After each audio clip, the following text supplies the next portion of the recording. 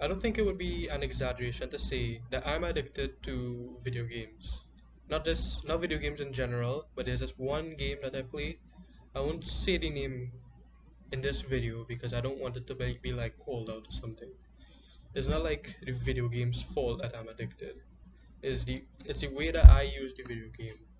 So like it's a mobile game because those tend to be the games that are addictive. It's the game that you could access at any time and is technically like you could do it without guilty conscience because you could do it and like multitask it with something else.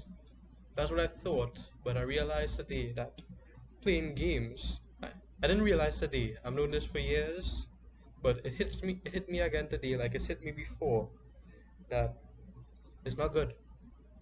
It's not good for paying attention. It's not good for studying. Not good for doing work. It's not good for focus in general. Because thing with video games is that they give you the artificial version of what you want. So the game I play is a tower defense game. Tower defense games are strategic. They involve you. They involve like there's a tower. Let's say this tower. Let's say this is a tower. It shoots slow, but it does a good amount of damage. And let's say this tower shoots fast and it does a small amount of damage.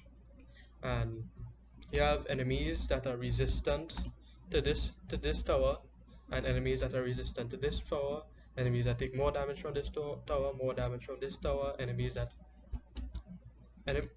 take no damage from this one, no damage from this one.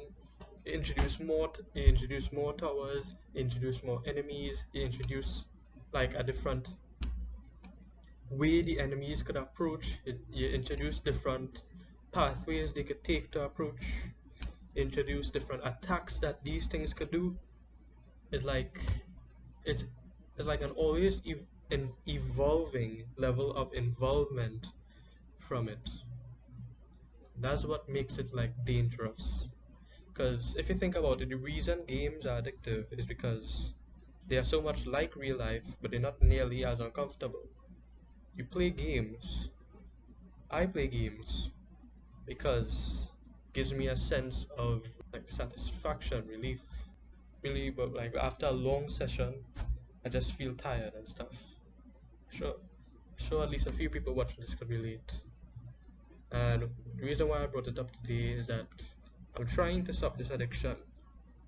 I don't have the definitive answer as in what has worked for me because nothing has worked for me yet. I'm still trying to overcome the addiction myself.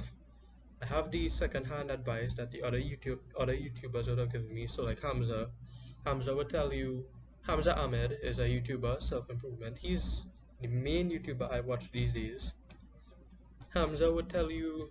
And so I bet you would be different from like a normal person when you start going to the gym, because you would like autistically be searching up like advice on YouTube. You'd be learning so much because it's kind of like what you do when you're a proper video gamer. You like research the game, you watch guides and stuff. Tell you to start exercising.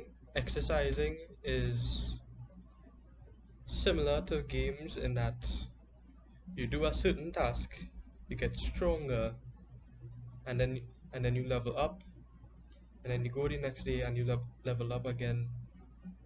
It's hard to explain. He broke it down in a very understandable way, but yeah, he would tell you to replace video games with other things in your life.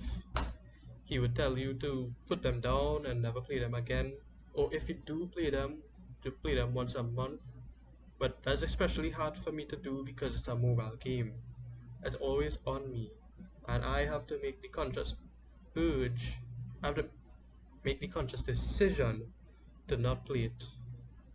Was a little worse yet. Worse is that I have two friends who play it now, and they're playing it now because I got them onto it. I told them it was a nice game and we should play and stuff. They were familiar with it, so now they're playing it, and they want me to keep playing the game with them because I am one of their closest friends. However, there's a problem with that. I don't think I want to keep playing the game as often as I do knowing the consequences that come from it, like being lazy, being unable to finish work, being unable to start work, stuff like that. I'll go on actually. Being lazy, being unable to start work, being unable to finish work, being unable to focus in conversations, being unable